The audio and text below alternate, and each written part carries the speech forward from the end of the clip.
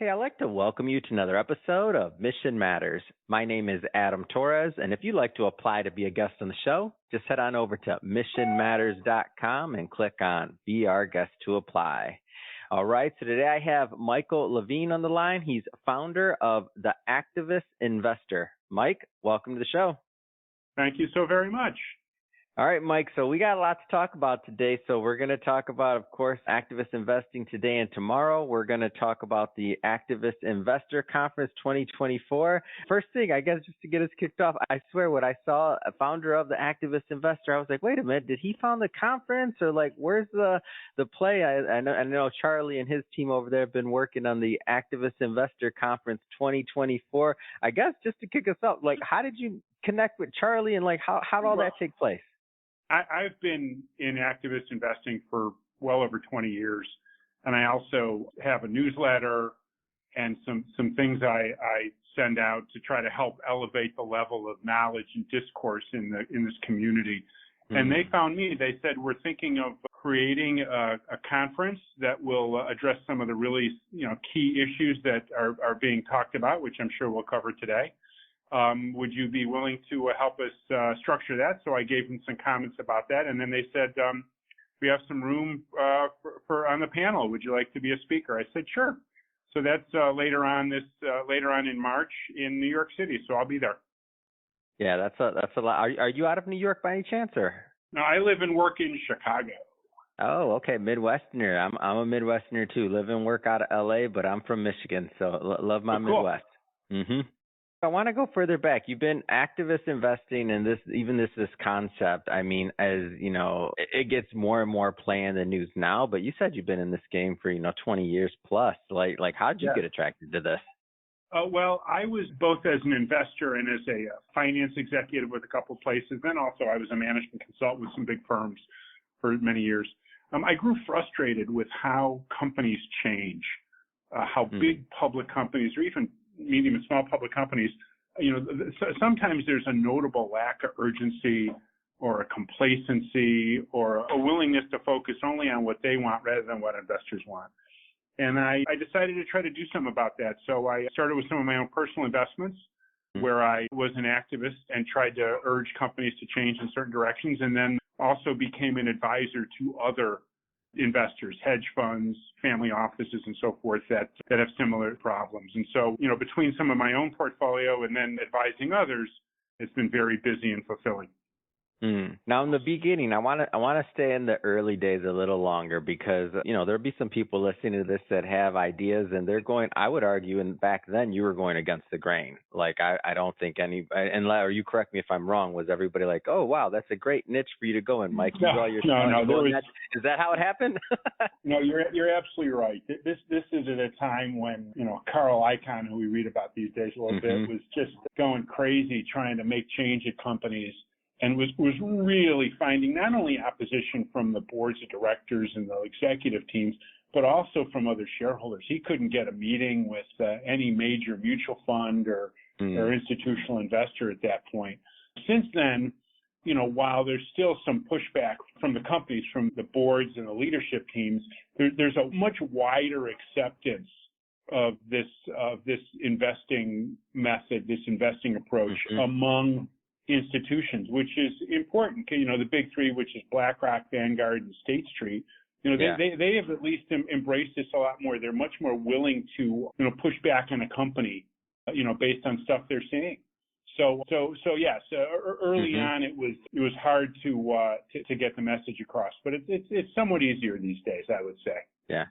What kept you strong in the early days, like whether it's your thesis or however you want to explain your values, your core, like what kept you strong and like, no, this is where I'm going? Like what did it for you? I knew I was right. I knew that's a good one. In my heart of hearts and then intellectually, I had a very good point to make that public companies have a responsibility to shareholders, to big mutual funds and little individual investors on Robinhood that own, a few shares. And they need to be pushed. They need to be motivated in the right way to represent all shareholder interests much more diligently than they might be doing. How do you define activist investor? Like, how do you define that? An activist investor is one who does not like passively just invest and then sort of see how the investment goes. They interact constructively with the board of directors and the management team. They are not hesitant to share ideas about what a company should be doing, and the management team might not always agree that that's the right direction for a company. But they first have the creativity and the ambition to want to make sure the company is on the right track. But they also have the determination and the will to escalate, to try to put pressure on a company, pressure from other shareholders, pressure from regulators, pressure sometimes even, sad to say, from litigation, to try to compel companies to do this.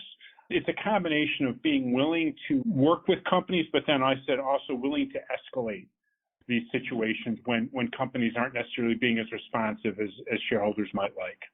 Can you give me an example of that? And I'll tell you, and it could be from past, it could be a famous thing we all know, it could be something we don't know, something you worked on, something you didn't, but I just want to put a little bit of, flesh around that for our audience. Absolutely. One I worked on where I was on the board of directors of a consumer electronics company in Southern California for several years was a situation where the board was really just not, and it was called Comarca was the name of the company. It's no longer around. The board just refused to have any kind of serious goals or pressure on the CEO and the management team to try to perform, to try to find new markets, to try to defend intellectual property and so forth. And so a bunch of investors and me were able to go in, and we got ourselves elected to the board, changed management around, and kept the company going for a lot longer than people thought was possible. Another more current example is fascinating. It's fascinating to everybody, only aficionados at this point, but it's a fascinating situation if you're following what's going on at Disney.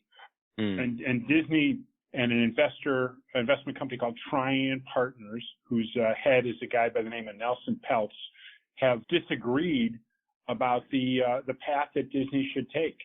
And Peltz has decided that he and another distinguished, as it turns out, former Disney executive should be on the board, that's the best way to try to guide or even put some pressure on current CEO Bob Iger. So everyone's watching that situation very closely to kind of see how it works out. Disney shares are down a lot over the past few years, and Peltz has some ideas. As I said, ideas is the first ingredient here. Some ideas for what the company needs to do, and he's also willing to put some of his own effort and time and money behind trying to get proper board representation to make sure that those ideas are taken seriously. Wow, that is interesting. Because that could, let's just play with this one for a moment. If that does happen, like what kind of precedent with a company as big as Disney and someone's able to make that kind of play, like that sets a whole new precedent for what's possible. That would be pretty amazing, especially if you know Disney pretty well. Iger has a very distinguished record of success there. He acquired Marvel. He developed, ESPN. He did a lot of really good things, but some of his most recent ideas and so forth, particularly the acquisition of Fox, haven't necessarily worked out as well as investors would have liked. But nonetheless, he has a significant amount of support from the board of directors. The board of directors has really mostly just refused to put any kind of pressure, put any kind of goals on him. They just really, the sentiment among investors, shareholders, is that the board's basically let Iger kind of do what he wants. And, that worked out for a long time, and then it didn't. So investors like Peltz, and there's others, there's a whole community of us that do this, are willing to try to shake things up in a way that, may be uncomfortable for boards, may be uncomfortable for guys like Bob Iger, but in the end are, have investor interests at heart. So, yeah. Talk to me about Tesla. Talk to me about Tesla and corporate governance. Yeah, we had to bring that one up. Oh my God, Tesla is just a fascinating situation. Tesla is one of the best examples of bad governance around, and Tesla's starting to pay for it. I actually was involved in one of these. A shareholder, a pension fund, litigated against the board of directors to try to get some of their compensation back. Boards of directors get paid for what they do, and the Tesla board got paid very, very well for a number of years, and this shareholder decided to push back on that through litigation in Delaware, which is their corporate domicile. And I contributed to that a little bit with trying to make sure that the settlement represented, shareholder interests well. At the same time, a different shareholder in another situation sued the company because of CEO Elon Musk's compensation. And that was the one we read about in the past few weeks, where the judge in Delaware decided that the shareholder was in fact correct, that Elon Musk had to give back about $55 billion with a B worth of shares of Tesla back to the company. There's going to be all sorts of appeals and so forth, but where it stands right now is that a significant amount of CEO Musk's compensation is going to have to be given back to the company. Now, what ties these two together, and a number of other things that people have seen with Tesla, is the board of directors. The board of directors at Tesla is essentially handpicked by Elon Musk.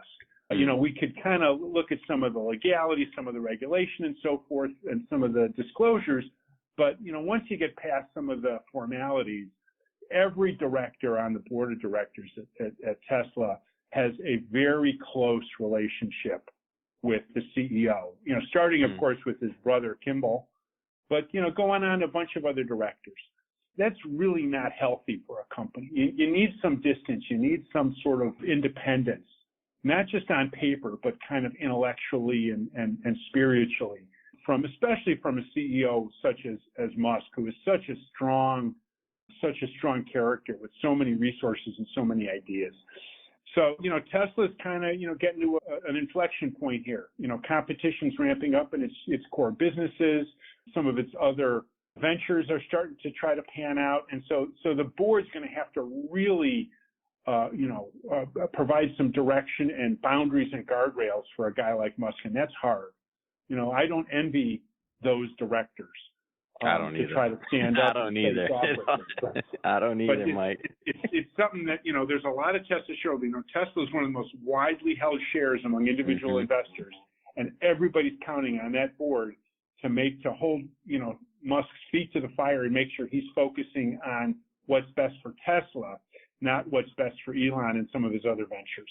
That's a summary of what's going on at Tesla. It's a much larger story than that too, but that's kind of the highlights. Any other significant activist investing situations you're following in 2024? There's a biggie that's going on out there that could be very groundbreaking, and it's the one at Starbucks. And of course, Starbucks is in the news because of its labor relations and so forth. Lots of stores trying to unionize and so on. And just this week, there was some announcement that maybe Starbucks is willing to negotiate a little more with some of the union, the SEIU union. What's less known is SEIU took another path toward trying to put pressure on Starbucks. SEIU nominated 3 candidates to the Starbucks board of directors. And it's 3 distinguished labor relations people in the U.S., more, shall we say, a little liberal leaning, more supportive of, union rights and so forth. Anyway, but the SEIU nominated these 3 people. They're trying to place basically union appointed or union supported directors on the Starbucks board. It's not clear how it's going to work out. There's a little bit of thinking that maybe these effort to put these candidates on the board of directors representing labor, in fact, helped Starbucks want to restart negotiations this week. Now, it's not quite clear. No one's really saying. But that's going to be one of the first examples of these, cause-related or ESG investors really going as far as trying to put directors on a company board in order to help make their case. So that's another one that at least, activist investors are following really closely to see how that works out. And we'll know what happens there in the next 2-3 weeks. The Starbucks annual shareholder meeting is going to be, I think, March 13th. So, so a Starbucks shareholder should be voting on that right now. Man, Mike, so going back to, where it started for you 20 years ago today, did you foresee things, obviously not with Tesla or a specific company, but did you foresee things like this happening in the future? Like, no. Was this part of your original thesis of this could happen in your wildest dreams? Not quite. A lot of good things have happened for investors, for shareholders in that time period. There have been some regulatory changes that have made life easier. There's just sort of attitudinal changes where the idea of of interacting with companies in this way is just much more accepted. Or even ESG, like even just ESG, even the fact that we use that term, right? And that there's no one had even put those letters together. Exactly. But yeah, so it's really come along. Oh, so where do you think it goes from here? Well, there's going to be a couple trends. This ESG trend, we'll see what happens with Starbucks. But this ESG trend could get some traction, where lots of other people who are interested in climate, in civil rights and so forth may find it attractive to try to interact with companies in the way that the SEIU is now trying to do that with Starbucks. Another interesting trend is going to be the increasing power over these situations that individual retail investors have. Right now, for a while, it was, the big three that we call them, BlackRock, Vanguard, and State Street. They cast a lot of the votes. They're starting to turn a lot of that voting responsibility over to their individual investors. So people with even, small accounts with just a few number of shares are going to find they're increasingly empowered to matter in these situations. And there's a lot of attention that people are starting to pay to how can we get the attention of these retail investors in ways that, help, all the whole investor community. So, yeah. I'm just thinking of the logistics of that. That'd be interesting. Like just to see on the back end. And by the way, I don't think you know this about me, but I worked for Vanguard for many years, and I was in finance almost 14 years. So I'm just thinking about the logistics on the back end. But with technology now, you're not mailing out per se necessarily. I'm not going to say that actually, because I don't know. Maybe you still have to mail, but I'm just fantasizing about the day when, if they can shift some of that responsibility over to the investors and they get an email or they get something else or whatever their secure portal is, and then you get to read yourself and then be a part of that. It becomes almost like an extension of civic engagement. I think it's wonderful trend. There's a lot of financial technology that's starting to grow up around this that's trying to make it easier for all investors, including retail investors, to do this. You're right. It used to be you'd get this big volume of mail sometime in April and May. Man, huge, and you'd be like, what? Which proxy card, which color? It used to be a mess. It's a lot more streamlined now, and it's getting even better as these different fintech apps start to matter, start to take hold. So yeah, so it's not where we'd like it to be, but it's certainly a lot better than it was even a few years ago. Amazing. What are you going to be? I don't know if I covered this yet. What are some of the topics and some of the things you'll be expecting to cover at the conference coming up? We've covered some of it. Again, conferences like this are for pros who spend their life in this kind of world. So there's some technical subjects about how company bylaws are changing. There's a bunch of lawyers that'll be talking about developments in the state of Delaware, which is where a lot of these companies do their work. Again, the retail investor situation. I'm being interviewed by a prominent reporter just about what's happened in the past, 5-10 years in activism and what we can expect in the next 5 or 10 years. So I'm taking good notes on our conversation here too. I'll just say some of that stuff again. But yes, it's a full day conference with some really interesting subjects. So it should be pretty fun. Fantastic.